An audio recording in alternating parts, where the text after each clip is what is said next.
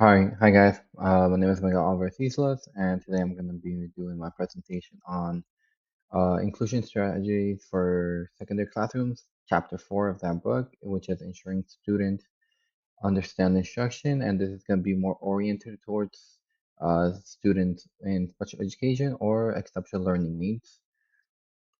Why is it important to give clear instructions in the various classrooms which you will teach?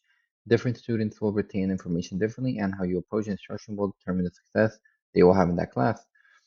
Meaning, some students learn a bit slower, some students learn a bit faster, and it is not necessarily in their control sometimes.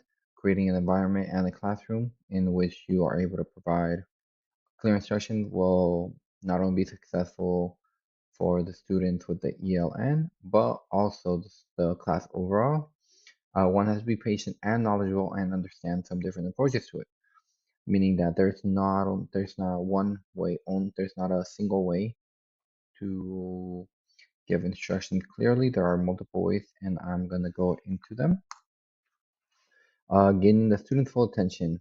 Grabbing a student's attention is key to the success of the classrooms as it dismisses any concerns or confusion that that distracted students often have.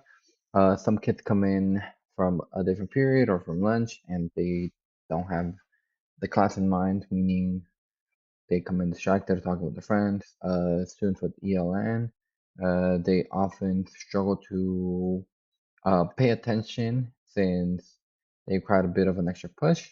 Getting the class to all come together gets the momentum going to start the day or the lesson. And you can't really start a class when everybody is talking over each other. Some people are on their phone, some people are doing other homework. Um, there are some ways, which is counting down from three to one, raising your hand. This gets the students' attention, and students also often follow each other, meaning that if they see another person quieting down or even raising their hands up, they will do so as well. And then the attention is going to be focused on you once again. Providing written and oral instructions.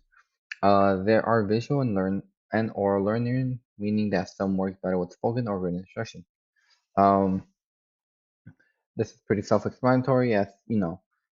Some people are visual, some people are written learners. Some people could hear the instructions one time and they'll be good for the class. Some people need to see them actually written down for them to understand. And a lot of people are just a little bit of both, depending on what it is. In the classroom, you will need to find the balance to incorporate both. Not only do a single one, as like you will divide the classroom.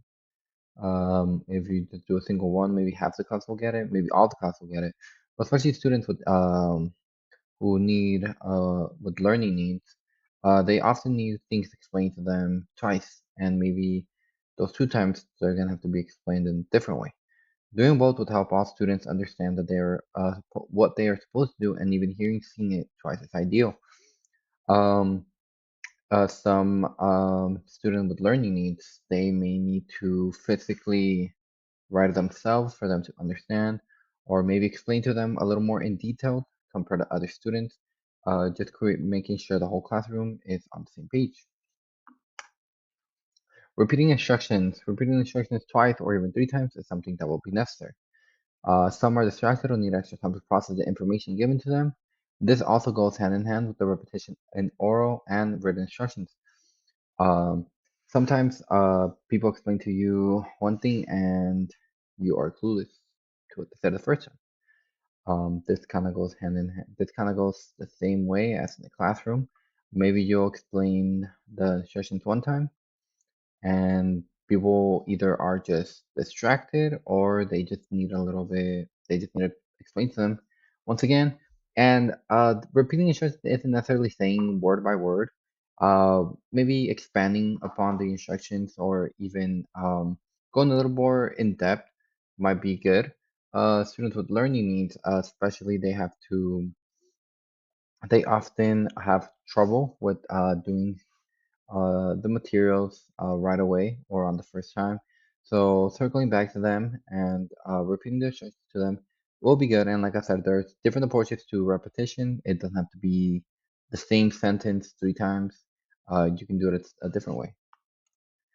All right, chunk instruction. This method is useful so that students aren't overwhelmed by the long list of must-dos.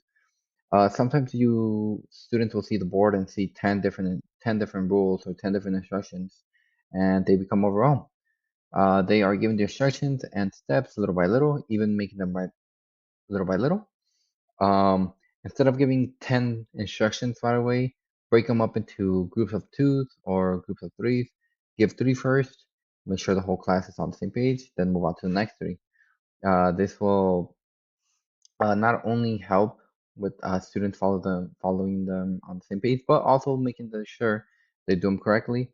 Students see a lot of things that they must have to do, and they often rush. Even making them write them out in categories would benefit the organization.